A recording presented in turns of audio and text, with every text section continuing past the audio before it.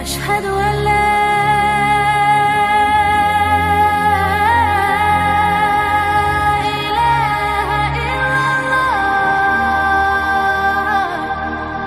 Taib, kita bagi dua cerita Nabi Allah Sulaiman ini. Kisah yang pertama, kisah Nabi Allah Sulaiman di masa ayahnya masih hidup, Nabi Allah Daud alaihi salam. Kemudian kisah yang kedua setelah wafatnya Nabi Daud. Bagaimana kisah dua fase ini? Ma'asyiral muslimin yang dimuliakan Allah Subhanahu wa taala. Al-Qur'an menyebut Sulaiman 16 kali di 6 surat. Pertama dalam surah Al-Baqarah, kedua dalam surah Al-An'am, ketiga dalam surah Al-Anbiya, keempat dalam surah An-Naml, kelima dalam surah As-Saba, dan keenam dalam surah Sad. Inilah surat-surat yang menceritakan tentang kisah Nabi Allah Sulaiman. Di dalam Al-Quranul Karim, Allah Subhanahu wa taala berfirman, "Wa warisa Sulaimanu Dawuda." Dan Sulaiman mewarisi seluruh warisan Daud.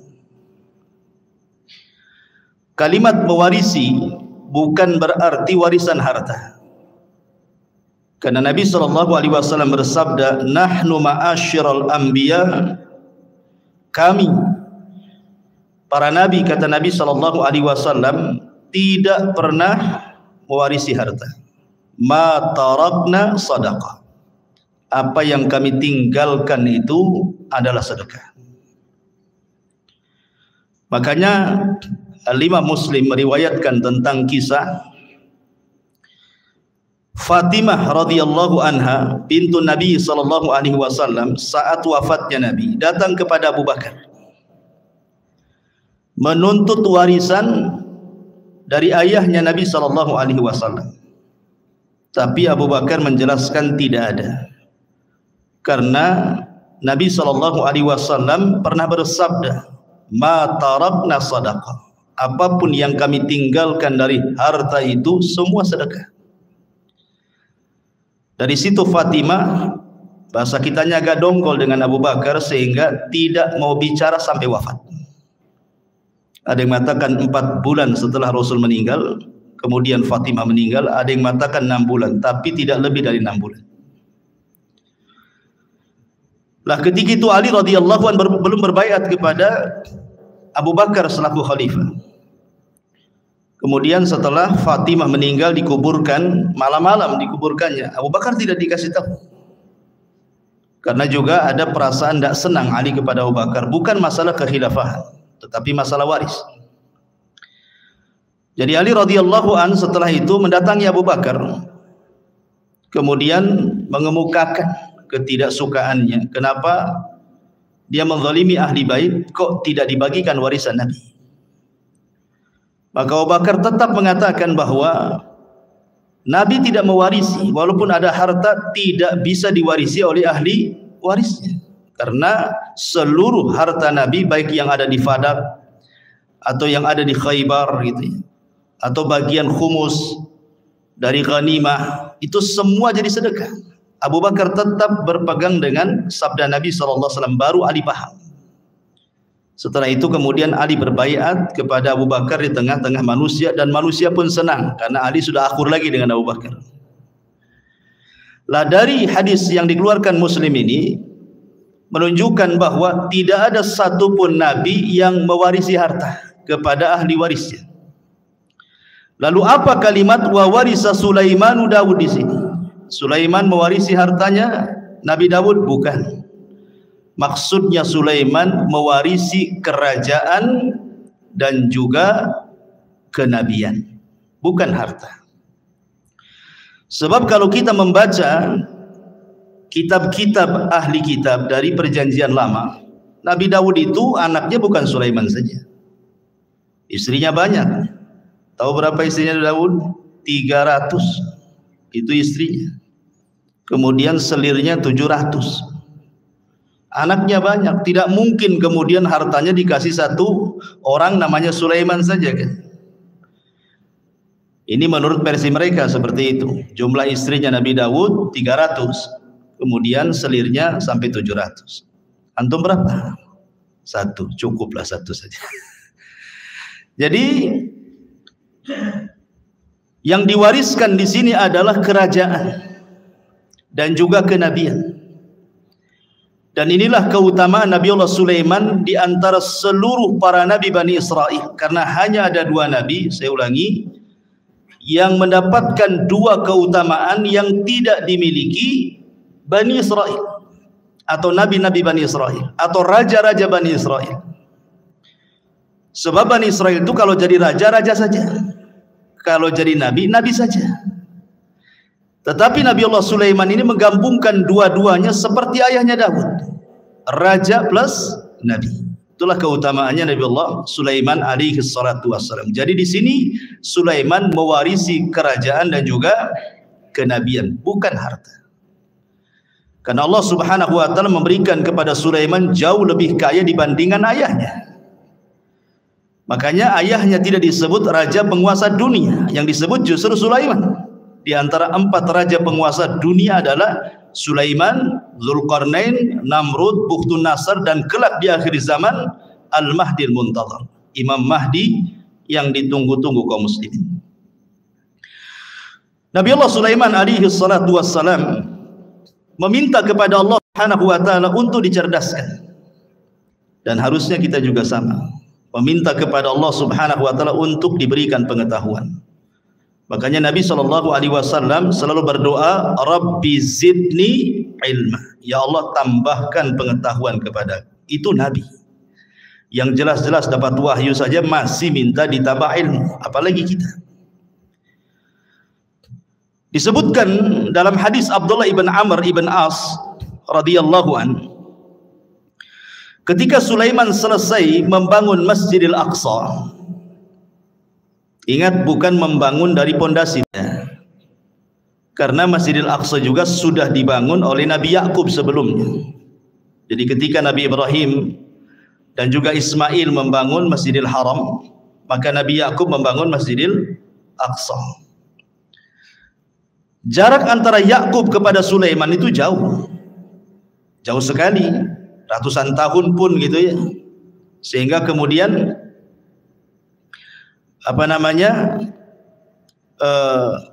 Nabi Allah Sulaiman alaihi salatu wassalam tidak sezaman dengan Nabi Yakub itu. Jadi Nabi Yakub itu bukan Nabi Sulaiman itu bukan membangun dari dasar, tetapi Nabi Sulaiman alaihi salam hanya memperbaharui saja. Dia memperbaharui apa yang sudah ada. Kemudian dibuat pondasi, di atas pondasi. Itulah yang disebut dengan Haikal Sulaiman, yang sekarang sedang dicari-cari oleh orang Yahudi.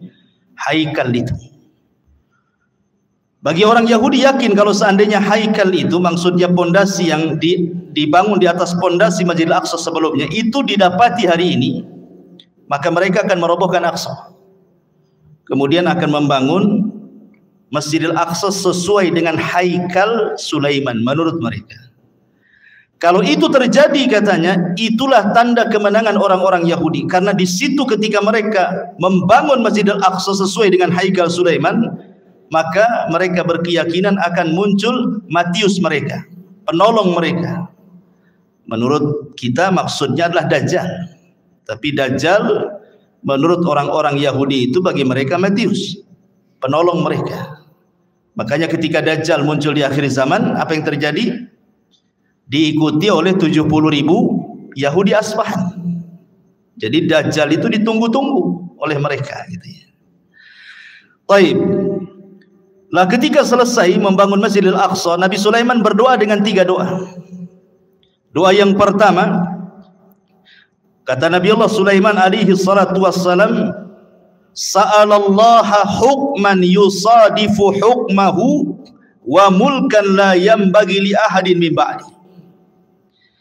Dia meminta kepahaman kepada Allah agar jangan sampai setiap putusannya, ketika dia memutuskan sesuatu kepada Bani Israel kecuali sesuai dengan putusan Allah. Kemudian yang kedua, dia meminta kepada Allah Subhanahu wa taala agar kekuasaan yang dianugerahkan oleh Allah kepada Sulaiman jangan dimiliki siapapun setelahnya. Hanya Sulaiman saja yang punya. Makanya Nabi SAW ketika sedang sholat, kemudian diganggu oleh jin, syaitan, kemudian ditangkap, kemudian dicekik. Maka Rasul merasakan dingin air liur daripada jin syaitan ini. Kemudian Rasul mengatakan, kalau seandainya aku tidak ingat doa Sulaiman, wa mulkan la yambagi li ahadin min ba'di, kekuasaan yang tidak boleh dimiliki siapapun, sudah kuikat jin itu di tiang masjid supaya dilihat manusia dan dijadikan mainan, kata Rasul. Artinya dari sini bahwa Nabi Allah Sulaiman alaihi salatu wassalam meminta kepahaman kepada Allah agar jangan sampai putusannya salah.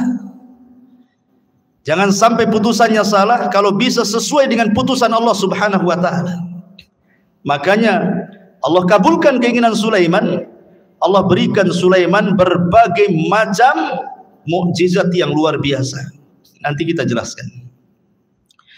Baik, kita akan cerita fase di mana Nabi Sulaiman masih bersama ayahnya Nabi Allah Daud alaihi salatu wassalam berdasarkan Al-Quran dan hadis-hadis yang sahih saja.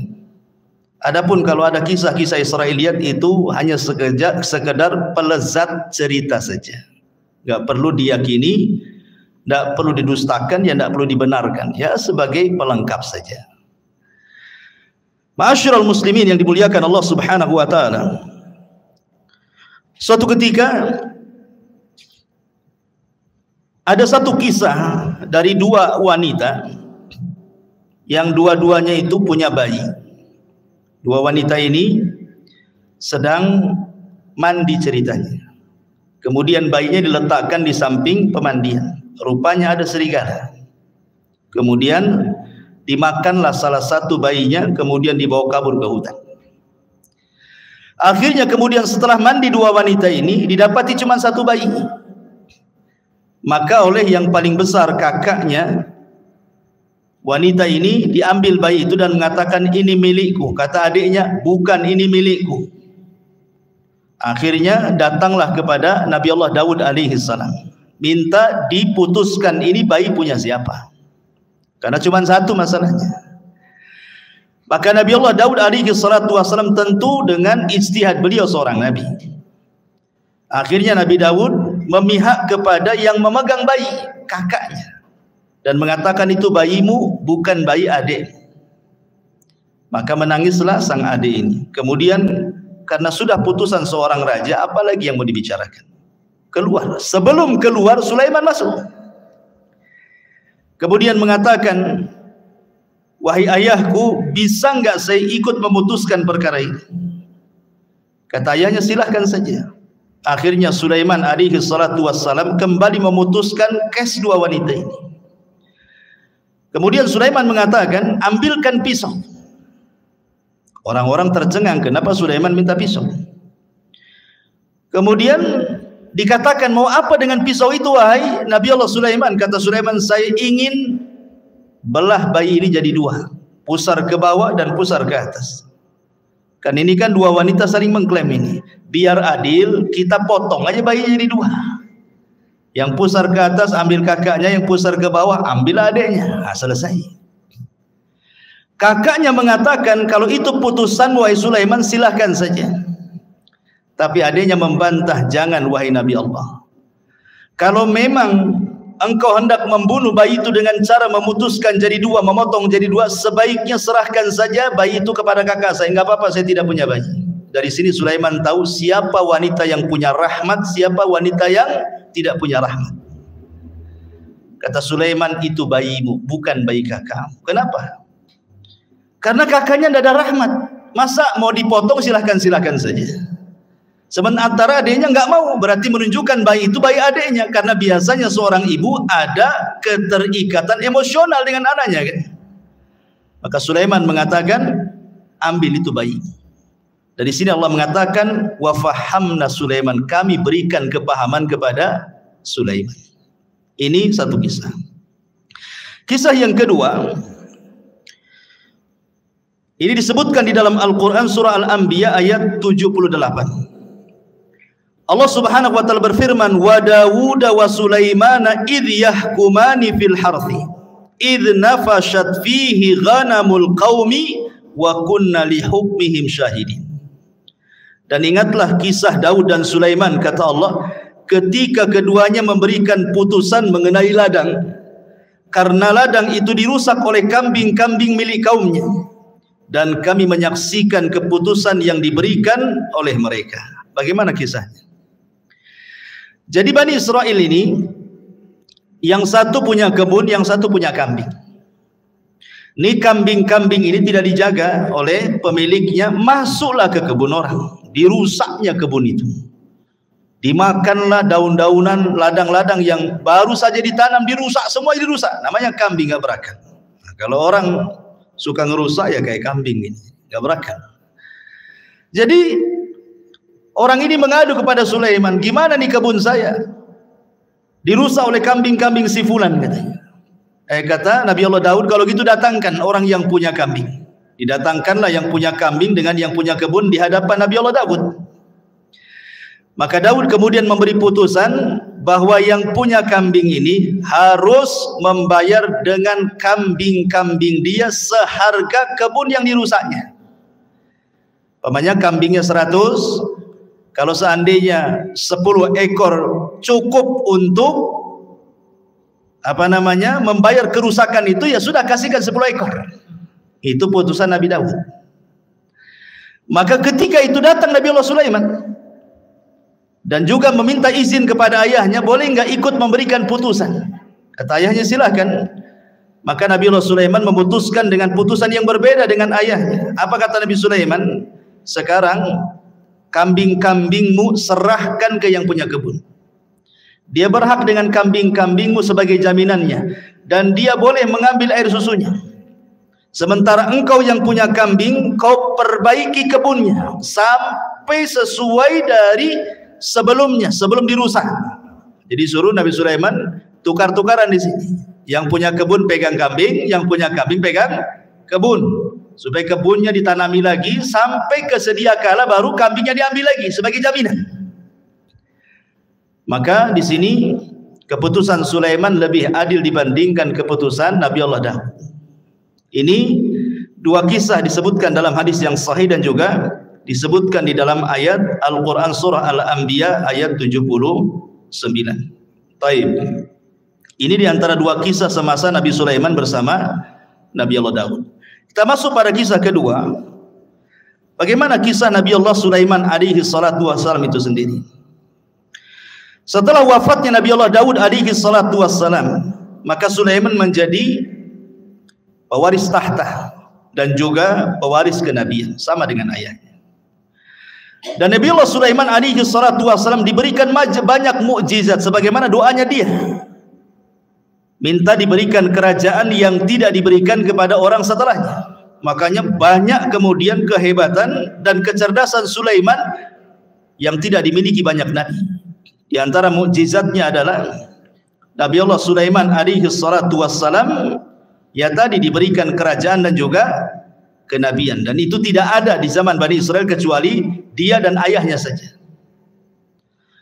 Tetapi ma'asyiral muslimin yang dimuliakan, kalau memang Nabi Allah Sulaiman diberikan kekayaan yang banyak, bagaimana dengan Nabi kita?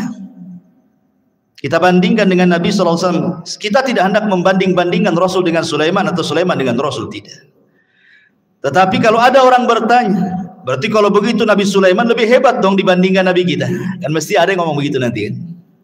Maka kita jawab sebagaimana yang dijelaskan oleh Imam Ibnu Katsir di dalam kitabnya Bidayah wan Nihayah, bahwa Nabi SAW berdasarkan hadis Aisyah dan juga Ibnu Abbas radhiyallahu anhuma, sebelum wafatnya Nabi SAW pernah ditawarkan Allah kunuzul ardi, pembendaharaan bumi oleh Allah.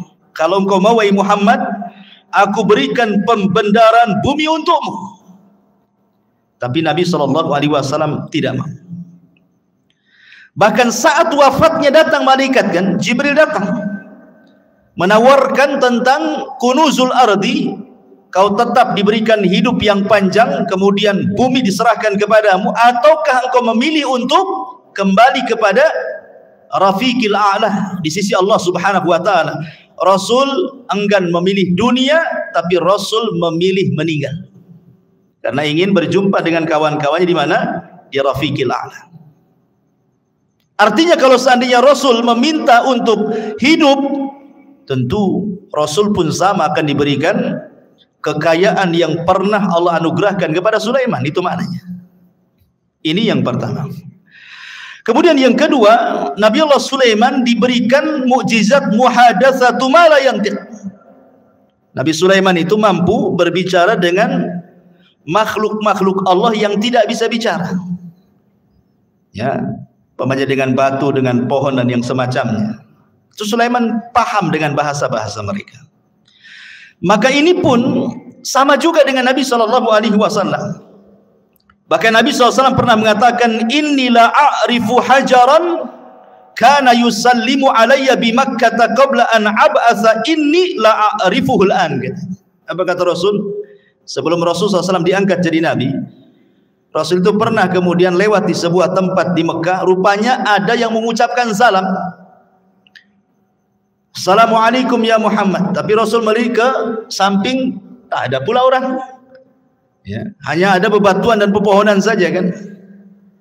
Akhirnya kemudian setelah Rasul diangkat jadi Nabi, baru paham bahwa yang mengucapkan salam itu adalah batu dan pepohonan. Dan Rasul mengatakan, aku sekarang tahu di mana hajar ataupun batu yang ketika aku belum diutus jadi Nabi, dia mengucapkan salam kepadaku. Artinya Nabi SAW pun diberikan oleh Allah Subhanahu wa taala mukjizat gitu ya. Bahwa batu-batu, kemudian pohon-pohon juga bertasbih dan mengucapkan salam kepada Nabi sallallahu alaihi wa ala alihi wasallam. Bahkan diriwayatkan dari Abi Sufyan dan dia Talha ibn Nafi' dari Anas bin Malik radhiyallahu an, jaa Jibril ila Nabi sallallahu alaihi wasallam dzata yaumin wa huwa jalisun hazinun qad hadaba bid-dima min darbati ba'di ahli Makkah. Jadi suatu ketika Rasul dipukuli ahli Makkah sampai berdarah. Jibril datang untuk menghibur Nabi sallallahu alaihi wasallam. Itulah bagaimana Nabi sallallahu alaihi wasallam luar biasa dalam berdakwah. Di permulaan dakwah sampai dipukuli oleh orang Makkah sampai berdarah juga. Maka Jibril mengatakan, atuhibbu an urika ayah. Jadi Jibril ingin menenangkan kesedihan Rasul. Maukah aku tunjukkan kepadamu kuasa Allah? Maka Rasul mengatakan, na'am, tentu. Fanadhara ila syajaratin min wara'il wadi. Maka kemudian Jibril menatap satu pohon di balik lembah. Faqala, maka Jibril katakan, ud'u tilka syajarata fada'aha. Kau panggil saja pohon itu, maka pohon itu akan tercabut dari akarnya dan akan berjalan dan akan menghadap kamu, katanya. Kemudian Nabi SAW memanggil betul-betul pohon itu, betul-betul pohon itu tercabut dari akarnya, berjalan menghadap Rasul, mengucapkan salam. Kemudian kata Jibril, murha, perintahkan dia untuk kembali. Maka Rasul pun memerintahkan dia untuk kembali. Kata Rasul, hasbi, cukup. Artinya kalau Nabi SAW mau, semua pohon bisa diperintahkan. Ya kan? Kalau mau. Umpamanya kalau Nabi SAW mau, bisa saja pohon-pohon itu diperintahkan Nabi SAW. Dan ini mujizat Rasul. Dan sanadnya riwayat ini ala syarti Muslim, berdasarkan syarat Imam Muslim. Kemudian yang ketiga di antara mukjizat Nabi Allah Sulaiman, taskhirur riyah sakharahallahu li Sulaiman. Jadi Sulaiman mampu menundukkan angin. Tentu ada sebabnya kenapa Nabi Allah Sulaiman mampu menundukkan angin, ikhwan. Jadi suatu sore Nabi Sulaiman itu, dan itu disebutkan di dalam Al-Qur'anul Karim ketika kita bicara tentang kuda Sulaiman. Jadi Sulaiman itu suka dengan kuda perang. Jadi sore hari itu Sulaiman saking senangnya dengan kuda-kuda itu, karena kan Sulaiman ahlul jihad. Tentu di zaman itu tidak ada kendaraan untuk perang melebihi kuda. Kalau di zaman sekarang ya ada pesawat, ada tank macam-macam kan itu ya. Kalau zaman dulu ya kuda saja. Itu binatang yang paling hebat di dalam berperang. Makanya Allah bersumpah dalam Al-Quran, wal adiyati ghabha, demi kuda-kuda perang yang mengeluarkan suara terengah-engah. Dan Rasul mengatakan bahwa di ubun-ubun kuda perang itu ada barokah sampai kiamat. Dan Rasul mengatakan 3 olahraga yang disunnahkan: berenang, kemudian memanah, kemudian berkuda. Memang kuda itu ada keistimewaan. Dan di akhir zaman nanti perangnya kaum muslimin melawan orang-orang Nasrani itu dengan kuda, karena teknologi sudah tidak ada. Artinya kuda ini berkahnya sampai kiamat. Maka Sulaiman suka dengan kuda. Jadi suatu sore dia memandang kudanya, mengelus-ngelus kudanya gitu ya. Dan ingat, ada kuda khusus. Sulaiman itu punya kuda, dia punya sayap. Jadi ya ada kuda-kuda biasa, tapi ada khusus kuda Nabi Sulaiman itu bersayap dia. Ya, jadi bisa terbang dengan kuda itu dengan sayap. Dari mana kita tahu kudanya Sulaiman itu bersayap? Dari perkataan Nabi SAW, dari senyumnya Rasul ketika Aisyah radhiyallahu masih kecil. Aisyah kan masih kecil kan, usianya masih muda. Jadi suka dengan boneka-bonekaan. Nah, di antara boneka yang di depan Aisyah itu kuda yang bersayap. Jadi Rasul mengatakan, itu kok kuda bersayap, kata Nabi. Masa ada kuda bersayap? Kata Aisyah radhiyallahu mengatakan, bukankah kau tahu bahwa kudanya Sulaiman juga bersayap, katanya Aisyah. Fadhahikan Nabi SAW. Maka Rasul tersenyum. Ya. Dan Rasul tidak membantah kan, hanya senyum saja kepada Aisyah radhiyallahu anha. Dari sini sebagian ulama beristidlal bahwa ada kuda-kuda Sulaiman itu yang bersayap. Walaupun ada yang membantah bahwa Aisyah ini hanya menukilkan cerita-ceritanya orang-orang Quraisy, dan Rasul juga tersenyum, ya, tidak mengatakan mengiyahkan dan juga tidak mentidakkan. Jadi ada juga yang membantah tidak ada. Ya kuda-kuda tidak bersayap. Tapi ada juga yang mengatakan kuda Sulaiman itu ada yang bersayap gitu ya. Jadi saking asiknya dia memandang kuda Sulaiman itu, lupa dia sampai matahari terbenam. Harusnya dia melaksanakan dua rakaat salat. Karena salat itu sudah ada sejak zaman dulu. Lihat Zakaria, wa huwa yusalli fil mihrab, dia sedang salat di mihrab, menunjukkan para nabi salat. Ya. Jadi sampai terbenam matahari lupa salat dia. Setelah terbenam baru ingat salat. Menyesal Sulaiman. Maka disebutkan di dalam Al-Quranul Karim tentang kisah Nabi Sulaiman ini, idh urida alaihi bil asyi as-safinatul jiyad. Ingatlah ketika pada satu sore dipertunjukkan kepada Sulaiman kuda-kuda yang jinak tetapi sangat cepat larinya. Faqala, maka Allah katakan, inni ahbabtu hubbal khair, menghikayatkan perkataan Sulaiman. Maka dia berkata, sesungguhnya aku menyukai segala yang baik dari kuda, tetapi an dzikri rabbi hatta tawarat bil hijab, yang membuat aku ingat akan kebesaran Tuhanku sampai matahari terbenam. Maka Sulaiman lupa tidak sholat. Ketika dia lupa tidak sholat, dia menyesal. Maka keesokan harinya apa kata Sulaiman? Urudduha alayya fatafika mashan bisuq wal a'naq. Bawalah semua kuda-kuda itu kembali kepadaku. Lalu dia, ada yang mengatakan dalam tafsirnya, memotong kaki dan leher kuda itu, menyembelihnya. Jadi ada dua riwayat, ada dua penafsiran ulama. Ada yang mengatakan Sulaiman tidak menyembelih kuda, karena mustahil. Apa salah kuda? Kenapa disembelih? Sulaiman hanya ngusap saja, kemudian disuruh jauhkan dia dariku. Tapi Allahu a'lam, pendapat yang masyhur dari kalangan ahli tafsir, Sulaiman betul-betul menyembelih kuda itu kemudian disedekahkan. Ikhwan, kuda Nabi Allah Sulaiman menurut keterangan Bani Israel itu, Israiliyat itu bukan 1-2 kuda. Ya, ribuan kuda disembelih dan disedekahkan kepada Bani Israel, fuqara Bani Israel. Lah setelah kemudian Nabi Allah Sulaiman menyembelih kuda-kuda itu karena terlalaikan dari salat, maka kaidah dalam Islam apa? Man taraka syai'an lillahi awadallahu khairan minhu. Siapa yang meninggalkan sesuatu karena Allah, Allah ganti dengan yang lebih baik. Ketika Sulaiman meninggalkan kuda-kuda itu karena Allah, karena melalaikan dia dari salat, Allah ganti yang lebih baik. Apa itu? Allah tundukkan angin.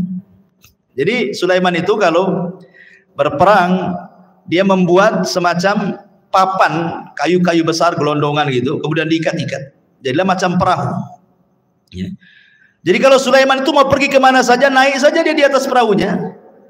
Apa yang perlu dibawa, kuda atau pasukan apa, nanti dia suruh angin untuk mengangkatnya, tinggal pergi. Lebih enak kan, naik kuda kan. Makanya disebutkan dalam Al-Quran itu, kalau kuda itu mampu berjalan 1 bulan, cuman setengah, pagi berangkat, sore sudah sampai. Kalau naik kuda, sebulan perjalanan. Itu berarti Allah berikan yang jauh lebih baik dibandingkan kuda. Itulah sebabnya ditaklukkan angin kepada Nabi Allah Sulaiman alaihi salatu wassalam. Taib. Bagaimana dengan Nabi sallallahu alaihi wasallam?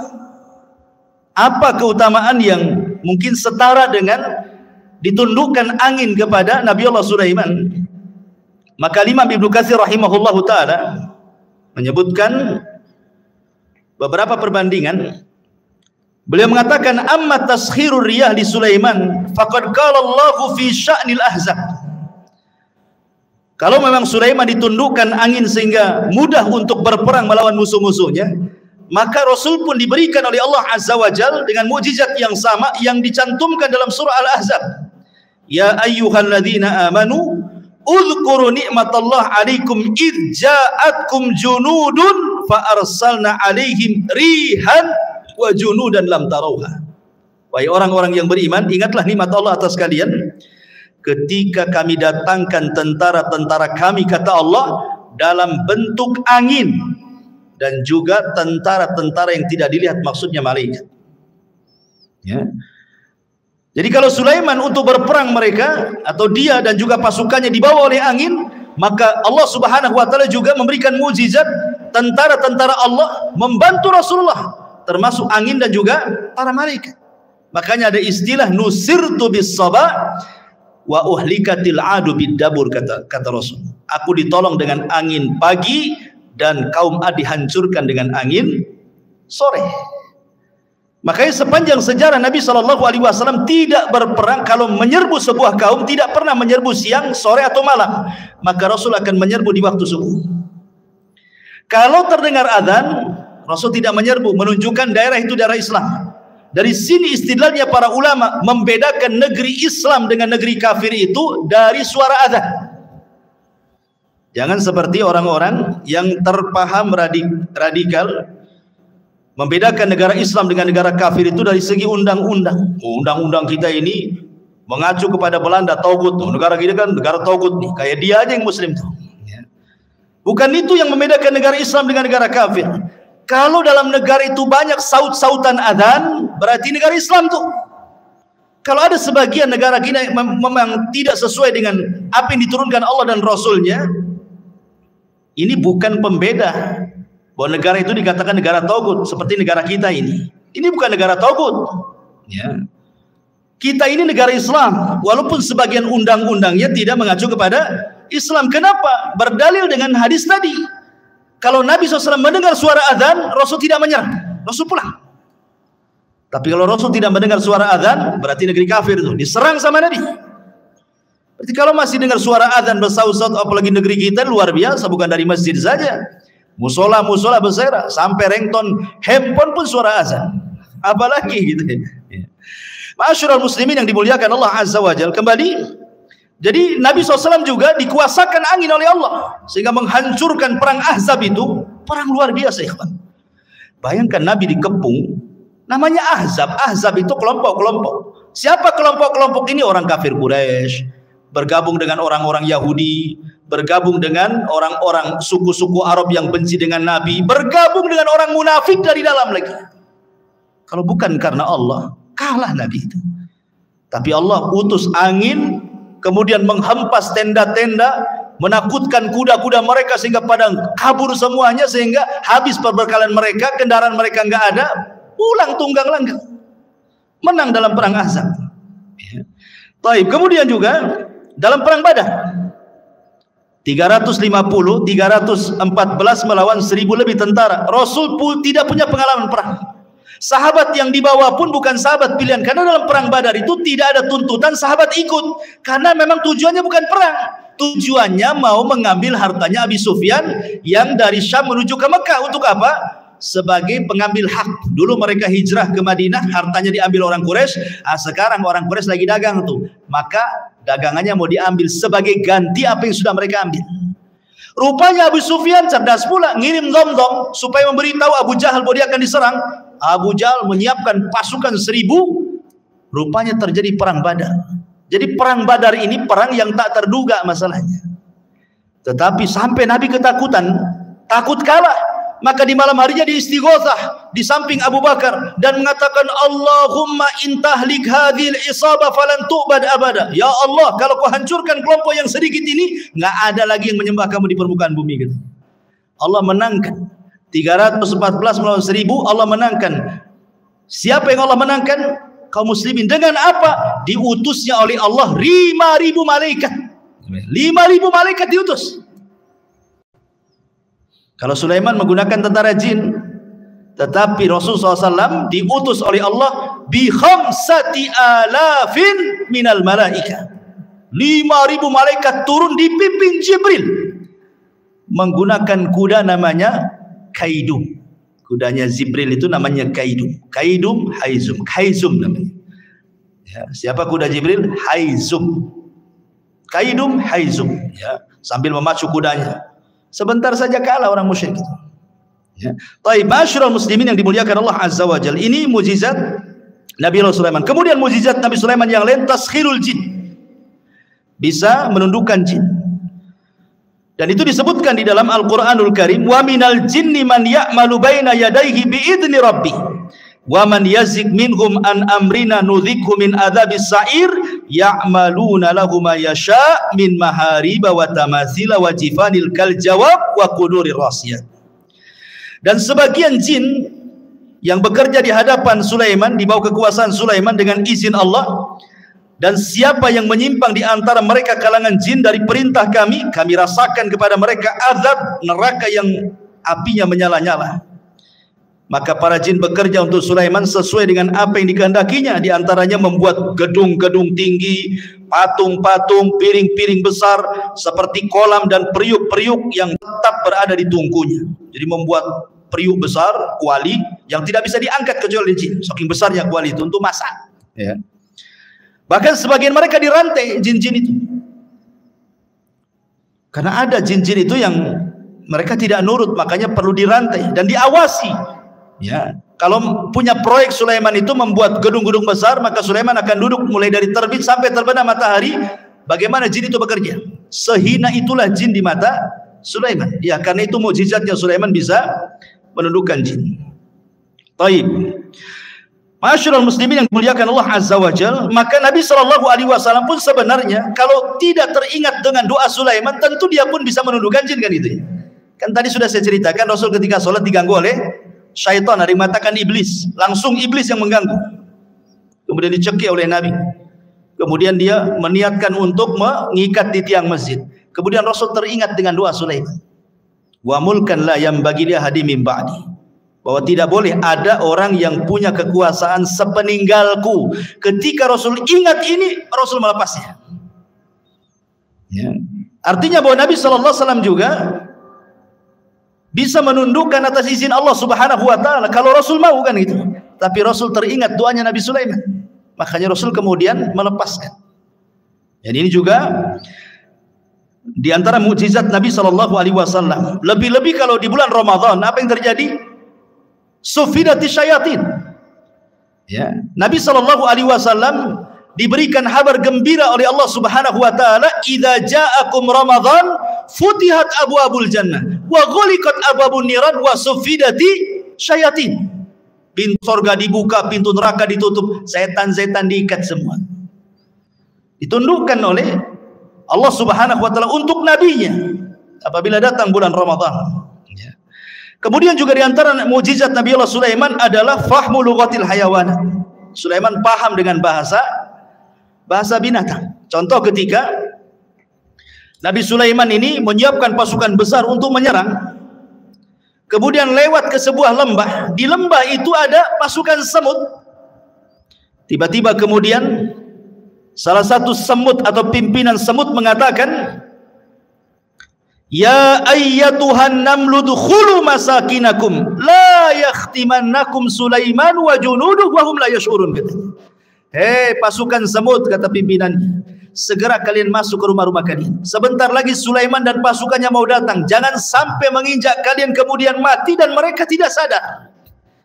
Lihat husnudzonnya semut kepada Sulaiman dengan kalimat tidak sadar, artinya kalau kalian terinjak itu bukan karena kesalahan mereka, karena mereka tidak sadar menginjak kalian, gitu maksudnya. Itulah husnudzonnya binatang. Binatang aja bisa husnudzon sama orang.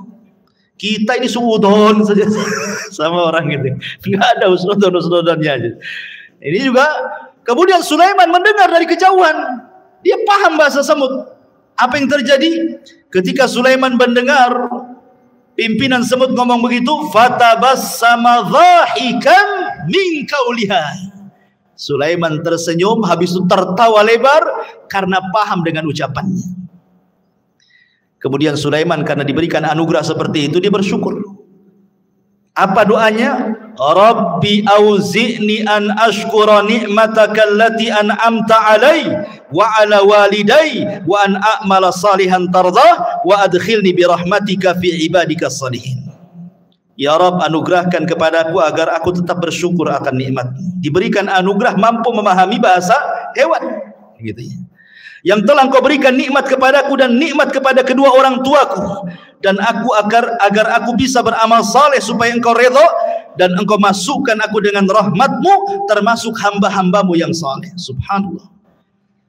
Manusia sekaya Sulaiman, manusia sehebat Sulaiman, manusia yang kekuasaannya sampai separuh dunia, masih mengatakan saya bersyukur akan nikmat-Mu kepadaku. Ini pelajaran bagi orang-orang kaya, ya. Sekaya apa sih Anda dengan Sulaiman itu? Sekaya apa? Berapa uang di rekeningnya Anda itu? Berapa mobil yang Anda punya? Berapa rumah yang Anda punya itu?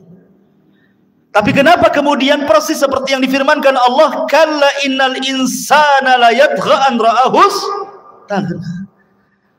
Ternyata kekayaan itu sirru tughyan, rahasia bejatnya orang. Kata Allah, sekali-kali jangan seperti itu. Terkadang ada orang yang melampaui batas ketika Allah bukakan kekayaan kepadanya.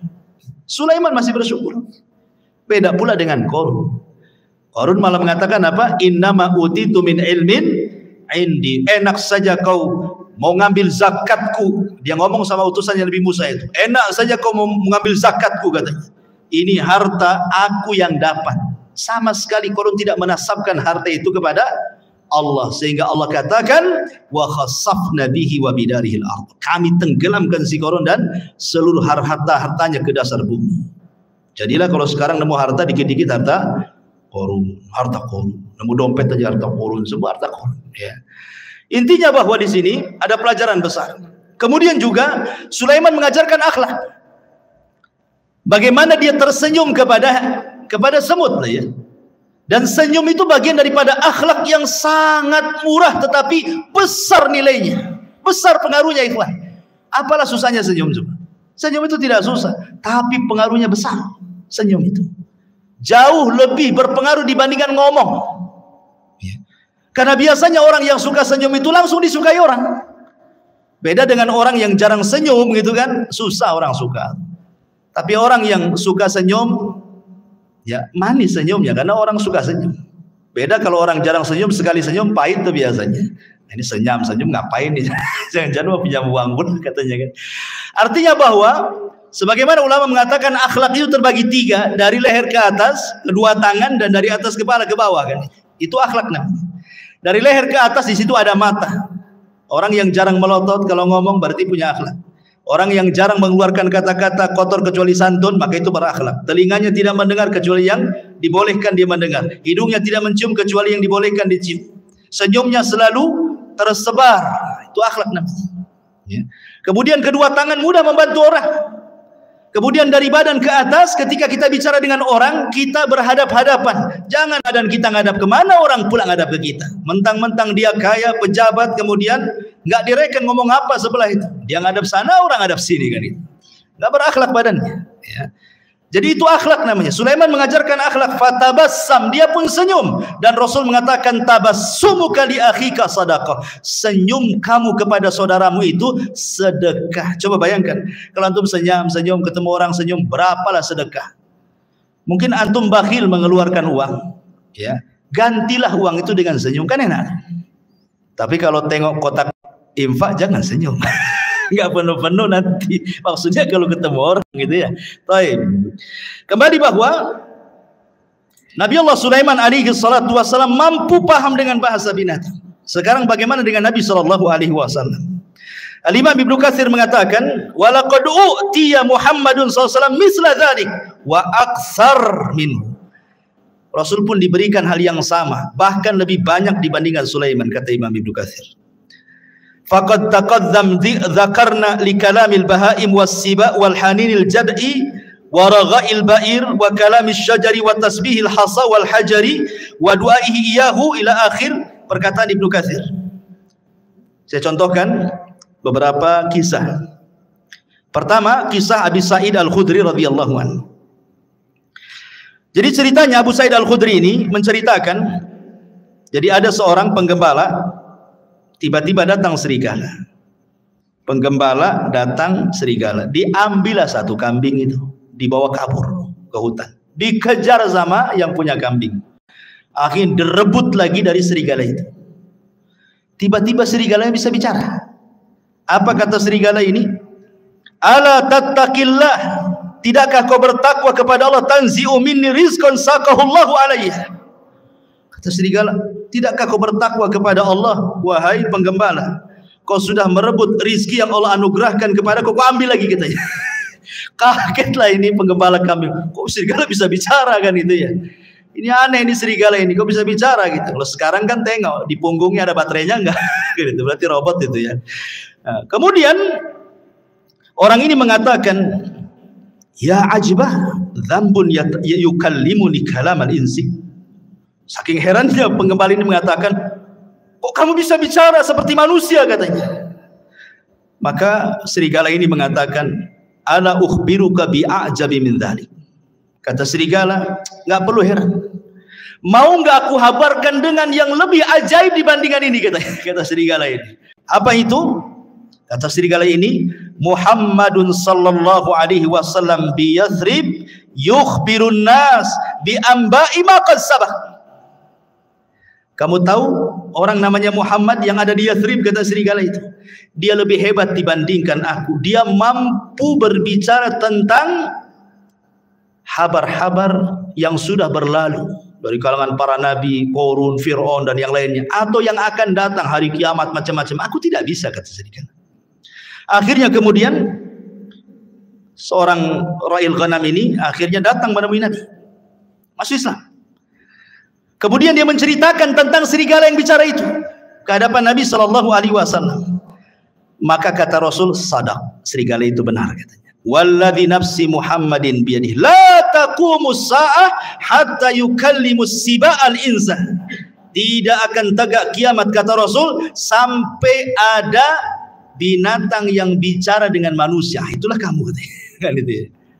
Jadi sanadnya adalah syarti sahih, dan hadis ini disahihkan oleh Imam Al-Baihaqi. Lihat, serigala ini mengakui apa? Kehebatan Nabi, dan dia bisa bicara ya. Kemudian juga diriwayatkan dari Safinah maula Rasul. Rasul itu punya pembantu namanya Safinah. Pembantu Rasul banyak, salah satunya Safinah namanya. Jadi Safinah ini suatu ketika dia sedang safar, naik perahu. Qadarullah, perahunya dihempas ombak, akhirnya hancur perahunya, berantakan. Tetapi Allah takdirkan dia selamat dengan satu kayu yang sisanya itu dia ngambang sampai dibawa ke entah berantah. Tiba-tiba dia nyasar di sebuah pulau. Ketika terbangun, tiba-tiba ada singa di hadapannya. Fawajada fihal asad, ada singa di hadapannya. Faqala lahu. Maka si Safinah ini ketakutan dengan singa itu. Singa, dia pun lagi lelah, baru saja terdampar, nggak punya tenaga, mau lari gimana? Sementara singa sudah di hadapannya. Berteriaklah Safinah ini, apa teriakannya? Dia mengatakan, ini kata Safinah ini, sesungguhnya aku adalah sahabat Nabi sallallahu alaihi wasallam. Ini Safinah maula Rasulillah. Aku Safinah pembantu Rasulullah, aku sahabat Rasul, katanya. Tiba-tiba menjinaklah singa ini. Kemudian fadharaba mangkibi, tiba-tiba kakinya singa menepuk bahunya dia, seolah-olah ngajak pergi. Maka akhirnya ketika melihat jinak, maka hilanglah ketakutan Safinah, akhirnya mengikuti singa ini kemana arahnya. Rupanya singa ini kemudian mengarahkan ke jalan pulang. Sebelum pulang, katanya Safinah menceritakan, seolah-olah dia melambai-lambai, yuwaddi'uni, seolah-olah ingin berpisah, ya, selamat pergi gitu. Subhanallah. Kemudian hal ini disampaikan kepada Nabi sallallahu alaihi wasallam. Lihat, binatang disebut saya pembantu Nabi, langsung jinak. Luar biasa. Kan enggak menghadap Nabi. Nabinya di mana? Safinah hanya beritahu, saya ini pembantu Nabi. Tadinya singa yang garang jadi lunak gitu. Tapi antum jangan praktekkan.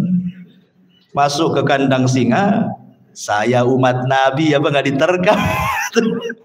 Ya.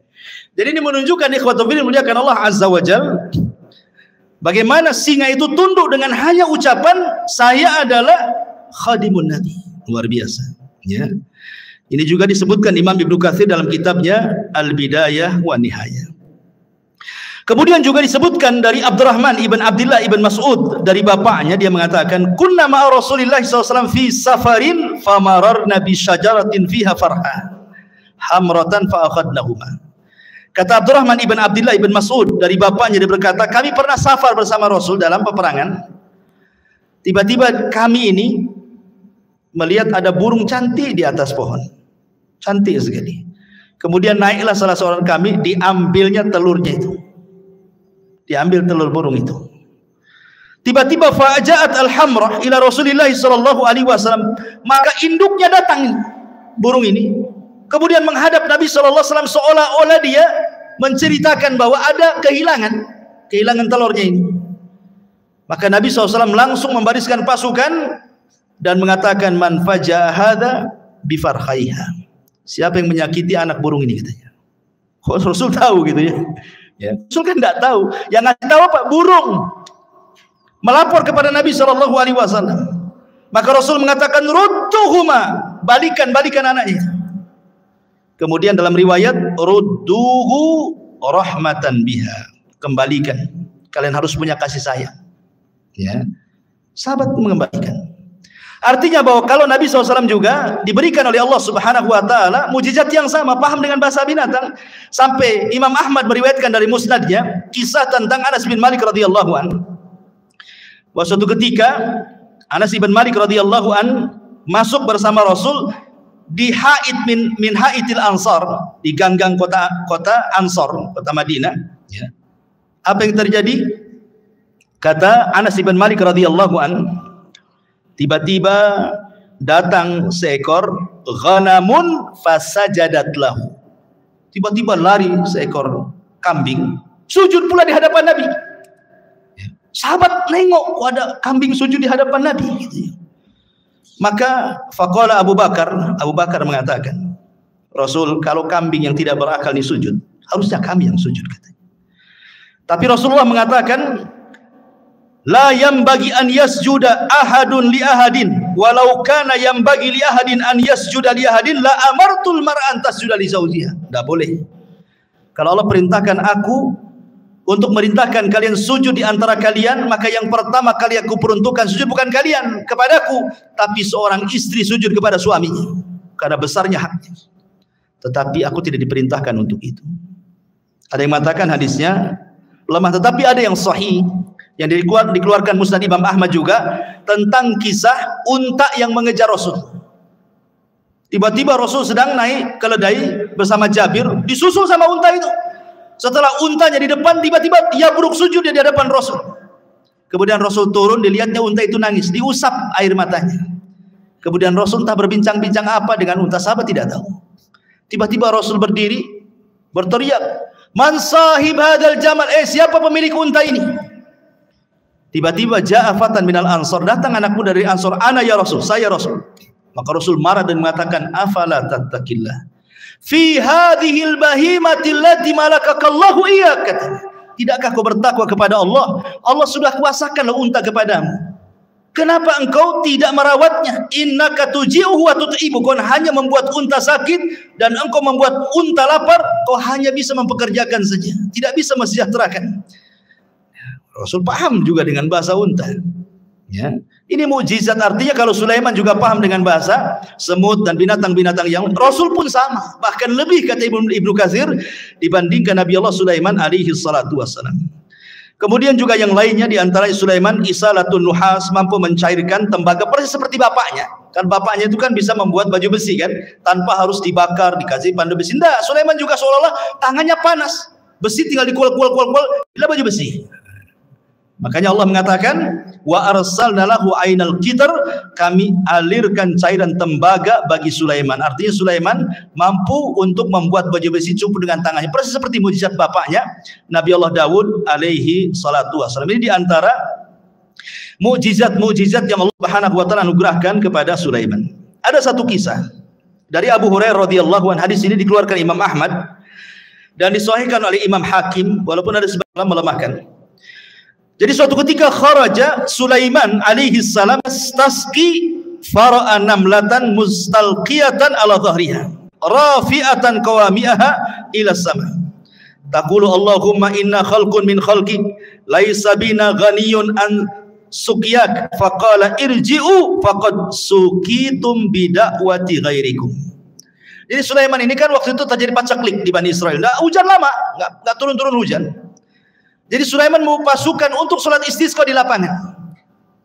Tiba-tiba kemudian Sulaiman melihat ada semut sedang terlentang menghadap ke langit. Dan Sulaiman mendengar doanya semut itu. Apa doa semut ini? Ya Allah, aku ini adalah hamba dari hamba-Mu. Tidak ada yang lebih kaya darimu, maka hujani kami. Tiba-tiba ketika semut selesai doa, hujan tuh. Ya. Maka Sulaiman mengatakan kepada pasukannya, irji'u, pulang. Ya, cukup sudah, ada yang meminta hujan selain dari kalian. Ya. Kemudian Al-Hafidh Ibnu Hajar menyebutkan dalam Al-Talkhis bahwa Al-Imam Ad-Daruqutni Hakim juga mengeluarkan hadis dari Abu Hurairah tanpa menyebutkan Sulaiman. Jadi ada seorang nabi, tetapi riwayat ini walaupun lemah memperkuat bahwa yang berdoa kisah ini adalah kisah Sulaiman, karena ada riwayat walaupun lemah bahwa yang dimaksud nabi ini adalah Nabi Sulaiman. Tapi ada riwayat yang sahih tapi tidak disebutkan siapa namanya. Adapun riwayat yang menyebutkan adanya Sulaiman dilemahkan para ulama. Tapi yang jelas bahwa lihat bagaimana di sini faedahnya, ternyata Allah Subhanahu wa taala terkadang mengabulkan doa sebelum kita minta. Itu syahidnya di sini. Orang-orang ini kan belum istisqa. Kenapa hujan? Rupanya orang lain yang minta. Dari sini menunjukkan bahwa Allah itu karim. Bukan Bang Karim ya, karim. Artinya karim itu pemurah. Dia bisa mengabulkan hamba-hambanya sebelum diminta. Dan itu bentuk malunya Allah Azza wa Jalla. Karena di antara sifat Allah itu adalah Hayyun Karim. Allah itu zat yang maha pemalu dan juga pemurah. Lah bentuk pemalunya Allah Subhanahu wa taala adalah Allah pantang apabila ada seorang hamba mengangkat kedua tangannya kemudian dibiarkan kosong tidak diberi. Allah pantang itu. Idza rafa'a 'abdun yadayhi ila sama faqala ya rabbi an yaruddahuma sifra, kata Rasul. Kalau ada seorang hamba mengangkat begini kemudian mengatakan ya Rabb, kemudian tidak diberi, oh tidak, pasti diberi orang itu. Atau terkadang belum dia berdoa sudah dikabulkan. Belum dia berdoa sudah dikabulkan. Subhanallah. Ya. Taib.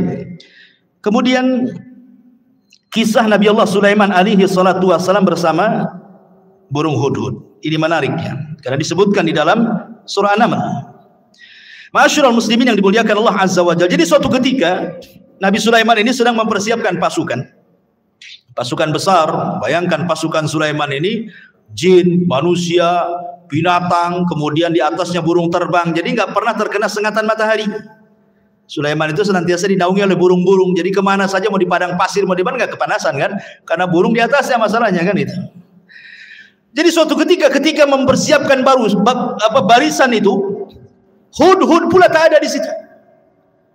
Mana Hudhud? Mana Hudhud? Dan burung Hudhud itu adalah muhandis Sulaiman. Disebutkan dalam sejarah Israiliyat bahwa dia itu muhandis, seorang insinyur. Jadi Hudhud yang diceritain ini seorang insinyur. Jadi terkadang nih Sulaiman nih kalau mau berangkat ke sebuah tempat, maka yang mengekor dari atas langit itu burung hudhud. Entah di depan ada jurang kah, entah di depan ada air, ada sungai, ada laut, nanti dikasih tahu tuh. Ya, karena Sulaiman tidak tahu yang gaib. Ya kan? Jadi besar sekali memang jasanya hudhud itu kan. Makanya ketika tidak ada, Sulaiman marah. Kemana hudhud ini? Awas saja kata Sulaiman, ngancam Sulaiman. Kalau dia datang dan tidak membawa alasan, la u'adzibannahu adzaban syadidan aw la adzbahannahu aw la ya'tiyani bisultanin mubin, kata. Kalau dia datang tidak bawa alasan, kusiksa dengan siksa yang berat, atau kusembelih dia, atau kumaafkan kalau bawa alasan, kata.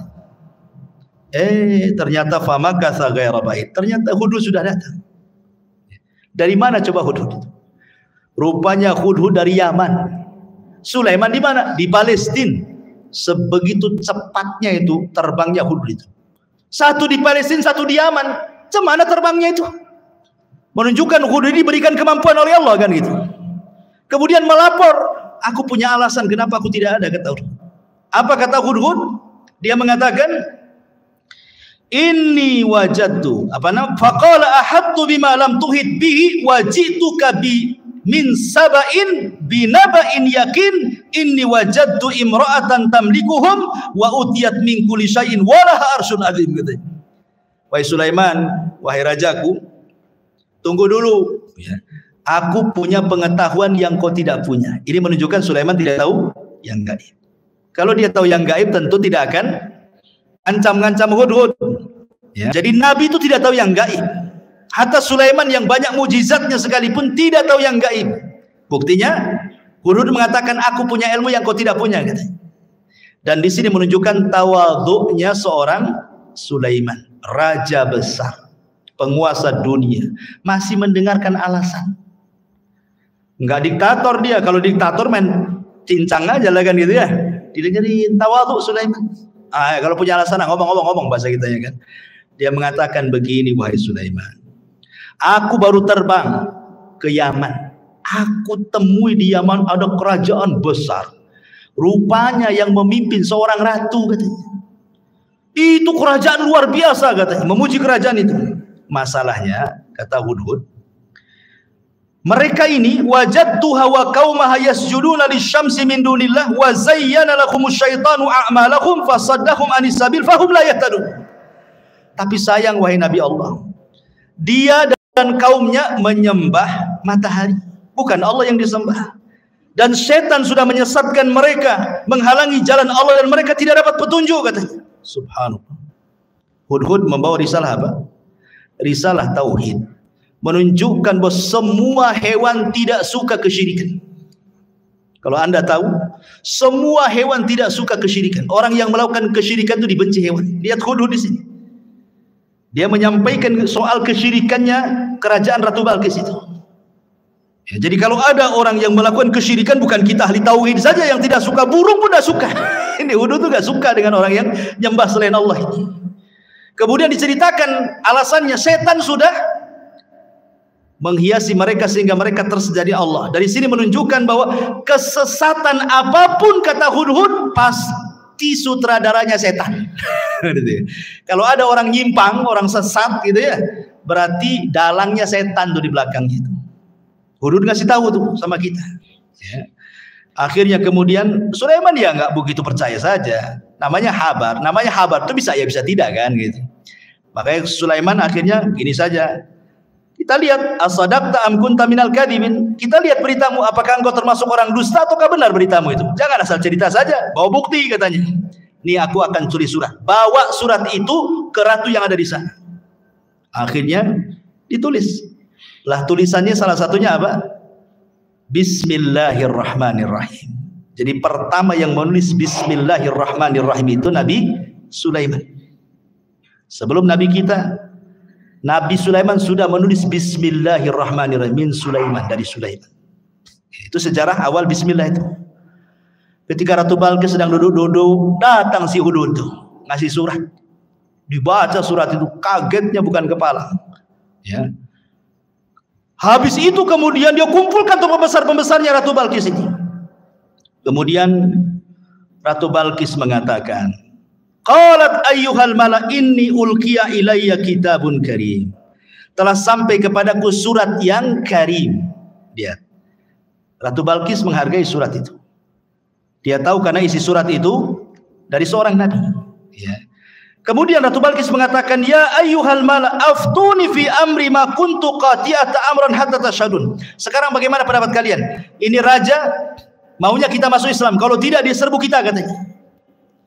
Kata raja-raja ini, kata para pembesarnya, tunggu dulu wahai ratu, nahnu ulu quwwatin wa ulu ba'sin syadid wal amru ilaiki fangduri madza ta'muri. Tenang, kita ini kerajaan besar, tentara kita kuat, kita hadapi sajalah katanya. Tapi putusan tetap kepadamu, nurut kepada Ratu Balqis. Ratu Balqis ini orang berakal, makanya dia mengatakan kepada para pembesarnya, ingat, innal muluk idza dakhulu qaryatan afsaduha wa ja'alu a'izzata ahlaha adillata wa kadzalika yaf'alun. Ingat, siapapun negerinya, manapun negerinya, kalau sudah diserang musuh, pasti orang mulia akan jadi hina. Nanti jadi tawanan, ya, nanti akan dibunuh, nanti anaknya, ibunya jadi yatim, menjanda, macam-macam lah kan gitu. Ini bahaya, enggak usah lah kayak gitu. Gini sajalah kata Ratu Balqis. Dia akan ngaku nabi. Gimana kalau seandainya kita kirim hadiah banyak-banyak saja? Kita lihat kata Ratu Balqis, kalau memang dia seorang nabi, pasti dia akan tidak akan menerima hadiah ini. Tapi kalau dia raja yang haus kekuasaan, pasti diterima. Kita lihat nabi atau bukan katanya. Itu cerdas Ratu Balqis itu. Dikirim hadiah banyak-banyak. Ya. Ketika kemudian Sulaiman mendapatkan hadiah itu, Sulaiman mengatakan, qala atumiddunani bimal fama atani Allah khairun mimma atakum bal antum bihadiyatikum tafrahun. Kata Sulaiman, enak saja kalian kirim hadiah katanya. Aku sudah punya semuanya, yang aku miliki, yang Allah berikan itu jauh lebih baik daripada yang engkau miliki, kata Sulaiman. Lihat, Sulaiman selalu menasabkan kepada Allah di sini. Apa kata dia? Atumidduni bimali fama atani Allah. Ini bahasanya. Yang Allah berikan kepadaku, kata Sulaiman, jauh lebih baik dibandingkan yang Allah berikan kepada kalian, hai Balqis, katanya. Begitulah seorang muslim. Harusnya apapun nikmat sekecil apapun nasabkan ini dari Allah gitu maksudnya. Ini Sulaiman orang kaya, penguasa, tapi masih menasabkan kepada Allah terus kan itu. Kita sudah kere, sudah miskin, ini uang saya, enak saja suruh sedekah kan. Masyaallah muslimin yang dimuliakan Allah Azza wa Jalla. Akhirnya kemudian Ratu Balqis sedikit ngeper juga. Ternyata seorang nabi, karena Sulaiman sudah tahu siapa dia kan itu ya. Dan Sulaiman tahu bahwa Ratu Balqis akan masuk Islam. Dari mana tahunya? Dari akalnya yang cerdas. Dia tidak mau perang, malah ngirim hadiah. Jadi Sulaiman mengira-ngira ini pasti dapat hidayah wanita ini. Makanya kemudian Sulaiman akhirnya apa? Punya siasat, dikumpulkannya pasukannya, jinnya, orang soleh dikumpulkan. Apa kata Sulaiman?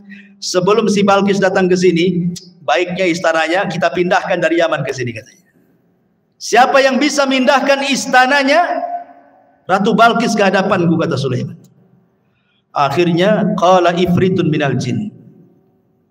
Bangunlah jin ifrit. Ifrit itu di bawahnya iblis ya.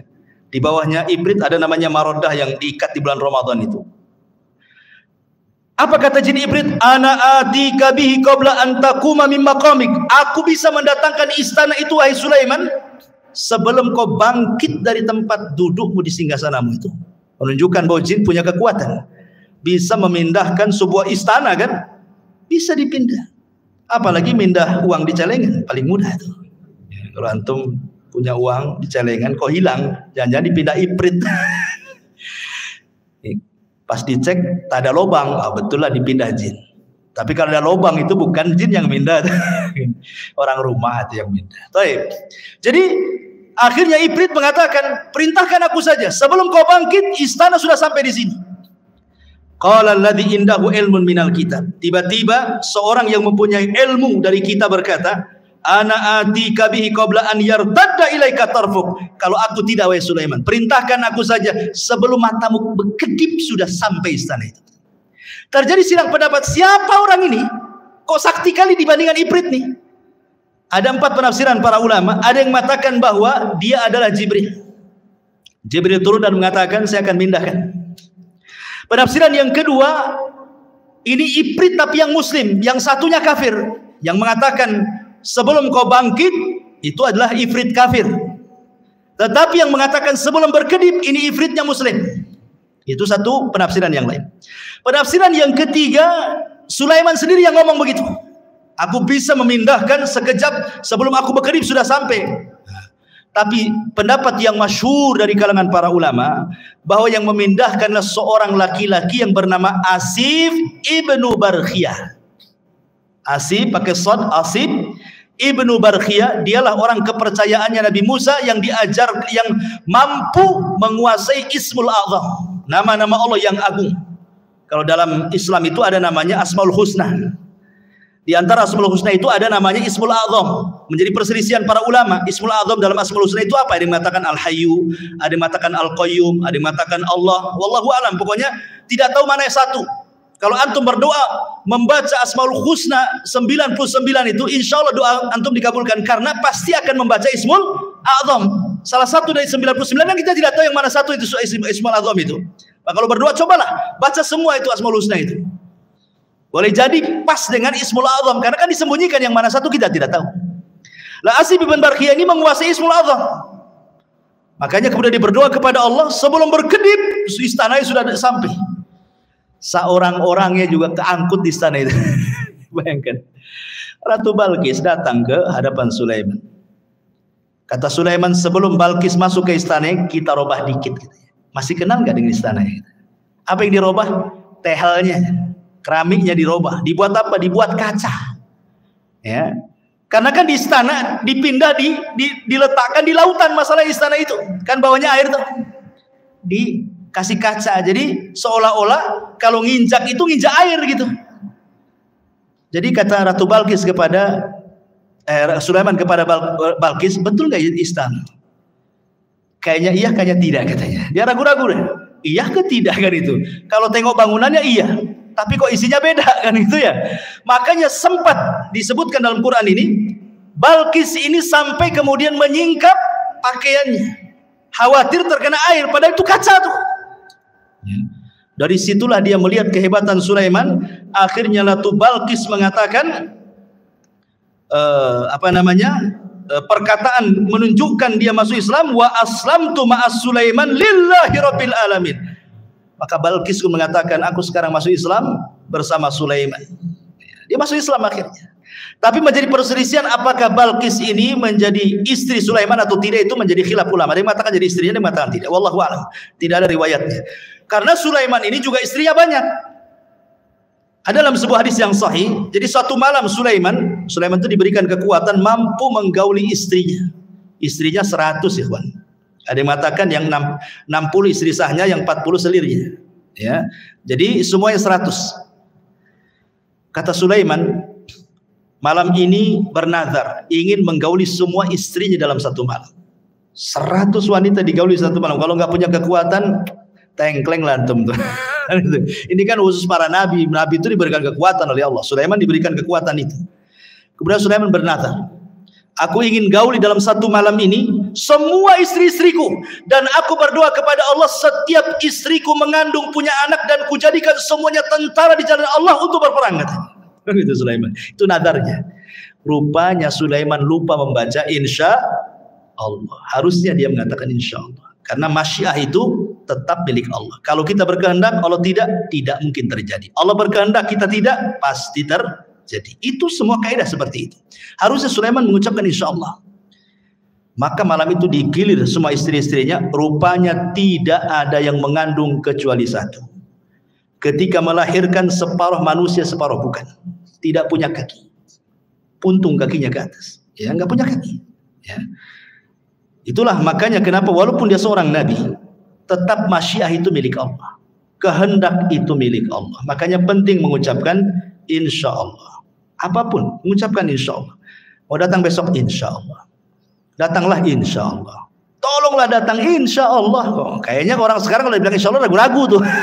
Padahal insya Allah itu maksudnya mengaitkan kejadian kepada Allah, karena Allah yang berkehendak. Walaupun kita sudah yakin besok akan datang, yang namanya kehendak milik Allah ternyata ketabrak, ternyata ada masalah, ternyata macet, kan nggak jadi juga kan gitu ya.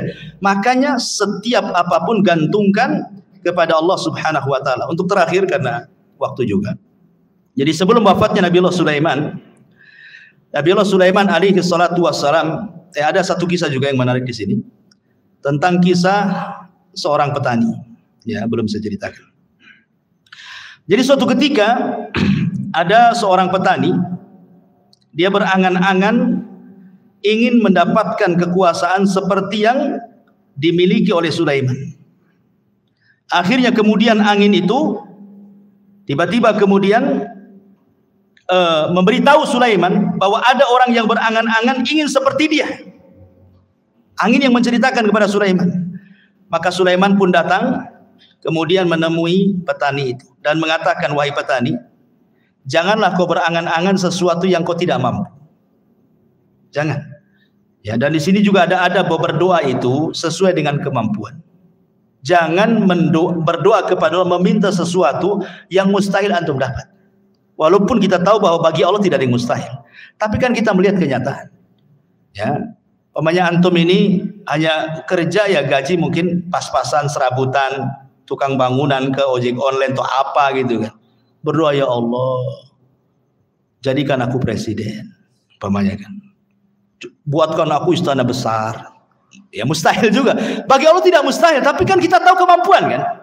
Ya, seperti orang ini kan meminta kepada Allah supaya diberikan seperti yang diberikan kepada Sulaiman kan. Maka Sulaiman mengatakan, janganlah meminta sesuatu kecuali yang engkau mampu. Kata Sulaiman, demi Allah, tasbihnya engkau satu kali, la tasbihatun wahidatun, kata Sulaiman, khairun minad dunya wa ma fiha. Kau cukup bertasbih, subhanallah, itu lebih baik dibandingkan dunia dan isinya, kata Sulaiman. Subhanallah ya, keistimewaan tasbih ya, subhanallah. Baik, jadi sebelum wafatnya Sulaiman, tadi saya sudah jelaskan, Sulaiman membangun Masjidil Aqsa. Kemudian berdoa kepada Allah Subhanahu wa taala dengan 3 doa. Ya, salah satunya doanya apa? Supaya Sulaiman diberikan hukum yang tidak menyelisih hukum Allah. Yang kedua, agar kerajaannya yang sudah dikuasai jangan diberikan kepada orang yang setelahnya. Yang ketiga, siapapun yang datang ke Masjidil Aqsa tidak berniat kecuali untuk sholat, keluar seperti bayi yang dilahirkan tidak punya dosa. Kata Rasulullah, adapun yang 2 sudah dikabulkan. Adapun yang ketiga, aku hanya mengharap Allah mengabulkannya. Kenapa? Karena Rasul sudah sholat di Baitul Maqdis ketika Isra Mi'raj. Kan itu ya. Dia ingin dikabulkan yang ketiganya. Dan yang terakhir, kisah wafatnya Sulaiman. Jadi ketika Nabi Allah Sulaiman alaihi salatu wassalam mendekati ajalnya, dia meminta kepada Allah Subhanahu wa taala agar kewafatannya Nabi Sulaiman ini jangan sampai diketahui bangsa jin yang sedang bekerja. Karena memang walaupun demikian kan yang bekerja kepada Sulaiman bukan jin muslim saja, jin kafir banyak. Dan mereka harus ditunggu. Makanya Nabi Sulaiman itu kalau menunggu jin-jin kafir sedang bekerja itu mulai dari terbit matahari berdiri di singgasananya sampai terbenam matahari. Jadi betul-betul mereka diawasi terus 24 jam. Jadi suatu ketika Sulaiman ini sedang memegang tongkat. Kemudian Allah takdirkan datang malaikat maut mencabut nyawa Nabi Allah Sulaiman. Lama Sulaiman itu tidak dijelaskan dalam sejarah berapa lama dia duduk di singgasananya sambil bertelekan kepada tongkatnya gitu. Ya, sambil tongkat. Jadi yang menjadikan jasad Sulaiman tidak jatuh karena ada tongkat yang dipegangnya. Entah berapa lama, wallahu alam, tidak dijelaskan, Quran tidak menjelaskan, hadis juga tidak menjelaskan gitu. Yang jelas tiba-tiba tongkat itu dikerumuni oleh rayap, kemudian memakan tongkat itu sedikit demi sedikit. Akhirnya kemudian tongkat itu pun patah, lemah, hancur, Sulaiman terguling. Ketika Sulaiman terguling, maka jin-jin mengatakan, kalaulah kami tahu yang gaib Sulaiman itu sudah mati, tentu kami tidak dihinakan seperti ini. Dari sini menunjukkan bahwa jin tidak tahu yang gaib. Ya. Lah ketika Sulaiman meninggal dunia, ingat ketika Di zaman Nabi Sulaiman itu kan banyak dunia perdukunan ya. Sebelum Sulaiman diutus itu kan dunia perdukunan di mana-mana. Ya. Makanya Allah utus Sulaiman untuk memberantas dunia perdukunan. Makanya diutus Asif ibn Barkhiyah tadi untuk mengambil semua buku-buku dukun-dukun itu. Kemudian diancam dukun-dukun itu. Kalau masih melakukan praktik perdukunan dibunuh. Maka tidak ada berani satupun dukun yang melakukan praktik perdukunan. Mereka diminta tobat dan mentauhidkan Allah. Kemudian buku-bukunya disimpan oleh Asif ibn Barkhiyah di sebuah kotak. Dan itu diletakkan di bawah singgasana Sulaiman. Sulaiman pernah ngancam, siapa yang mengambil buku sihir ini, kalau dia manusia, aku bunuh dia. Kalau dia dari kalangan jin, terbakarlah dia. Ketika Sulaiman meninggal dunia, jin tidak bisa mendekati karena terkena sumpahnya Sulaiman. Kalau dia ambil sama dia kan terbakar. Akhirnya kemudian mereka merayu, ada dua orang, namanya Harut dan Marut. Ada yang mengatakan Harut Marut itu manusia, ada juga yang mengatakan Harut Marut itu malaikat. Ada yang mengatakan Harut Marut itu setan, macam-macam lah penafsiran ulama. Ya.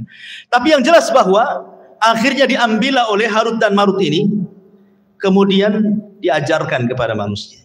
Harut Marut sudah mengatakan ini tidak boleh diajarkan kepada kalian. Kalau kalian bisa belajar ini bisa kufur masalahnya. Sehingga ada sebagian orang Yahudi tidak mau belajar, tapi ada juga yang tetap belajar. Akhirnya kemudian tersebarlah kesyirikan sihir kembali setelah Sulaiman wafat. Ya. Lah, jin ini, iblis ini yang kemudian menghasut orang-orang untuk mengambil buku sihir di bawah singgasana Sulaiman mengatakan, kalian tahu enggak? Kenapa Sulaiman bisa menundukkan angin, bisa menundukkan ini itu macam-macam? Dia itu punya sihir. Kalau kalian tidak percaya, itulah di bawah singgasananya ada buku-bukunya. Kalau kalian ingin seperti Sulaiman, ambil pelajari katanya. Dari sinilah muncul keyakinan Yahudi bahwa Sulaiman itu bukan nabi, tetapi tukang sihir. Makanya di zaman Nabi SAW ketika Rasul kemudian memuji Sulaiman, menjelaskan tentang mukjizat-mukjizat Sulaiman, orang-orang Yahudi Madinah tidak terima dan mengatakan Sulaiman bukan nabi, Sulaiman itu penyihir. Ketika itulah turun surah Al-Baqarah 102, wattaba'u ma tatlu syayatin ala mulki Sulaiman wa ma kafara Sulaiman walakinna syayatina kafaru yu'allimuna an-nasa sihra ila akhiril ayat. Dan mereka mengikuti apa yang dibacakan oleh setan-setan di zaman kerajaan Sulaiman. Sulaiman tidak kafir, artinya Sulaiman tidak mengajarkan sihir. Lalu siapa yang mengajarkan sihir itu? Setan-setan itulah yang mengajarkan sihir. Jadi kita katakan bahwa Sulaiman itu nabi, tapi orang Yahudi mengatakan dia sihir, penyihir. Nauzubillah. Makanya Allah turunkan wattaba'u ma tatlu syayatin ala mulki Sulaiman wa ma kafara Sulaiman walakinna syayatina kafaru yu'allimuna an-nasa sihra wa ma unzila 'alal malakaini bi Babila Harut wa Marut. Wallahu alam. Kisah Harut Marut panjang, tidak perlu dikisahkan, di lain kesempatan saja. Ini di antara kisah singkat dari Nabi Allah Sulaiman. Wallahu alam.